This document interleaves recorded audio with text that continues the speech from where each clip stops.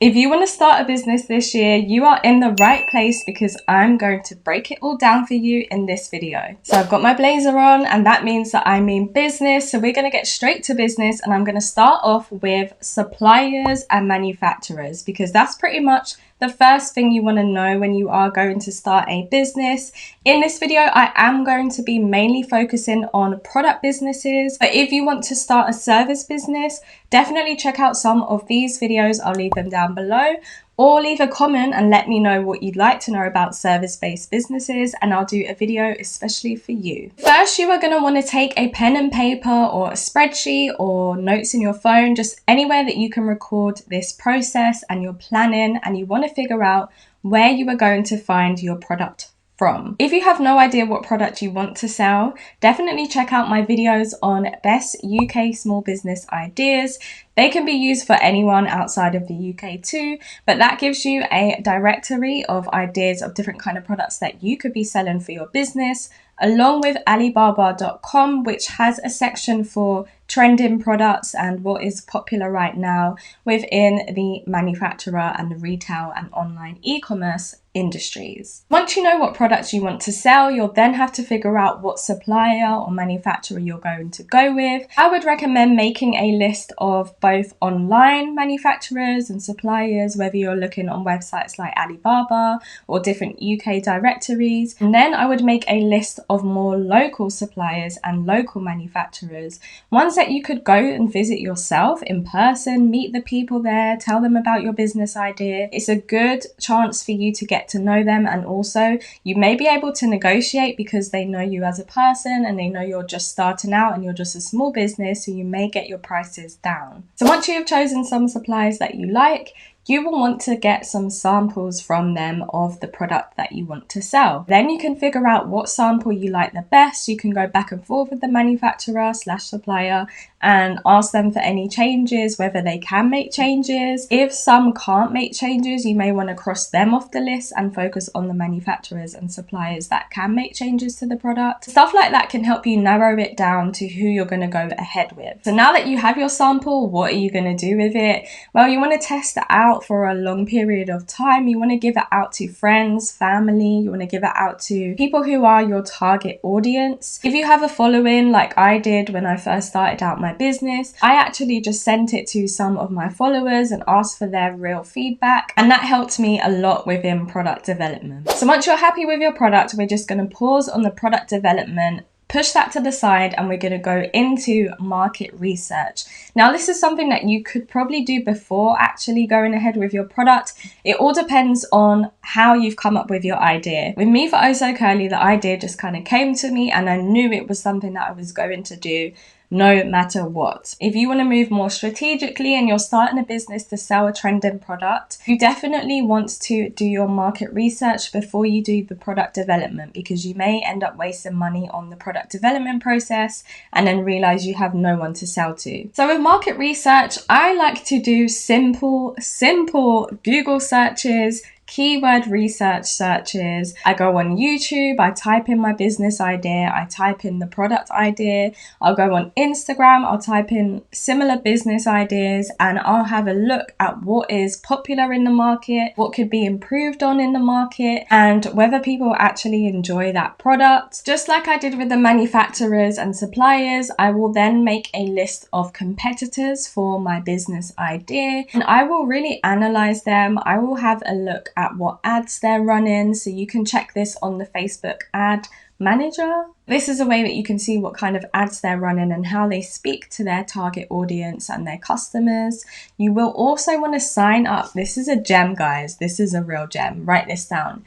You want to sign up to all of your competitors' email lists. Subscribe to their email list, and then you will be able to see what kind of emails they're sending out to their customers, how they get people into their funnel, what kind of language they're using, whether they use images or videos, and what colors and stuff they use within in their emails, and this is going to really help you for when you do your own branding and your own kind of content and social media posts for your audience. So let's talk branding now. This is probably one of the favorite steps of mine when it comes to starting a business, and this is where you can get creative and you can think of a logo, you can think of your colorways, and also the name for your business. And you have thought of your name ideas, I would also type them all into Google, into YouTube, into Facebook, into Instagram, into TikTok, and see if there are any other businesses or companies using that name, because you don't want to use that name if someone else is using it.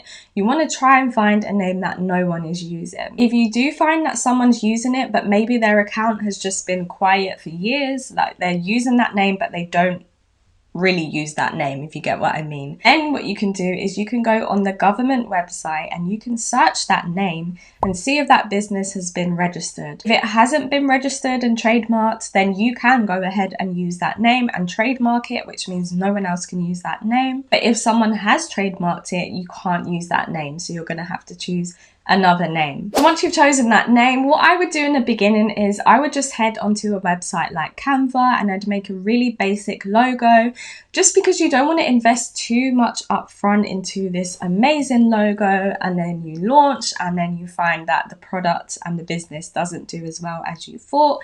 Even though following my tips, your business should do well, but we never know. You never know what the market's like. You may have to make tweaks and changes to your logo, to your website, to your branding, to your products. So I would begin with making a kind of like mock logo on Canva, using their templates as inspiration, and then further down the line when your business is up and running and working, then you can invest in a designer to actually make that logo properly for you. Now it's time to really get started on the website, because this is what's going to be your landing page and the link that you want to put in all of your social media bios. Now I have 2 really valuable videos that cover different e-commerce platforms that you can sign up to start your website. I have one that talks you through how to start a Shopify store from scratch, which is my personal favorite platform. Or I have another video that compares a bunch of different e-commerce platforms so you can see the pros and cons of them all. Once you have made a decision, you want to then sign up for a domain name. I recommend that you use GoDaddy to find your domain name. So this means if you purchase oso.shannon.com, you can then connect that domain name to anything. You can connect it to Shopify, you can connect it to Squarespace, WordPress, and it is owned by you. So no one else can go ahead and try and claim oso.shannon.com. And once you've got your domain name from GoDaddy, you then simply connect it to whatever platform you're using. I'll leave a link to GoDaddy down below, along with a trial for Shopify and also a link for Squarespace. So now that you have your website set up and your social media platforms, you want to create an email sign up. So like a subscription where people can sign up to your mail list and receive emails. Now this is where you're going to gather people's data so that you can market to them once you have launched your business. Shopify has its own email marketing platform within Shopify, so it's really easy for you to get this set up. Then within the back end of your website, you want to make a pop-up, so when people come onto your website, it pops up on the screen asking for them to sign up to your mail list, and then the link for that you can include in your bio. Along with collecting subscribers, you want to collect followers on social media, and this is where content creation comes into play. Even though you haven't launched your business, it doesn't mean that you can't create content around your business. When I started Oh So Curly, I was creating really valuable posts on how to look after curly hair. I was sharing pictures of other people's nice curly hair, healthy curly hair. I was also testing the waters by sharing clips of the products that I may be launching and getting people's opinion on those. You may also want to go down the route of the behind the scenes, so you take your audience with you along your business launch journey. It's completely up to you, but I do recommend just kind of warming up an audience,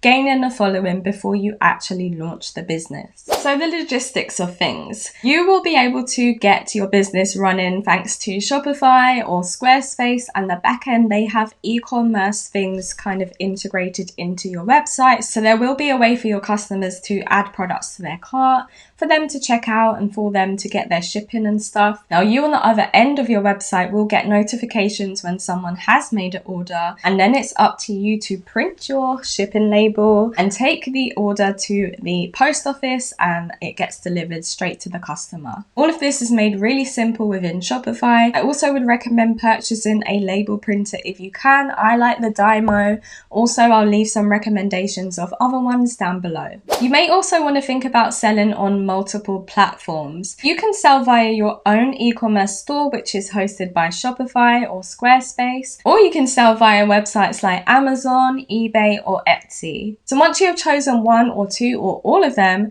that can give you a bit more of a chance for you to gain customers, because with Amazon or eBay, you can actually rank on their search results. Just be aware that with some platforms, they do take a percentage of your sale, so you do want to check into what those percentages and those fees are. Now, I've been talking all about how to launch, how to get started, but you may be thinking, okay, I want to do this, but I don't have the money to actually do it. So there are actually a few ways that you can kind of get investment for your business. When I started, I did actually save my own money to get my first amount of inventory, but then I also signed up for the Prince's Trust. So if you are under 30 watching this, you can actually sign up for the Prince's Trust Enterprise program. I will leave a link for it down below. And that gives you the opportunity to learn more about entrepreneurship, about starting a business. And at the end of that course, you can actually get a loan from the Prince's Trust if they find you are suitable enough to get the business loan.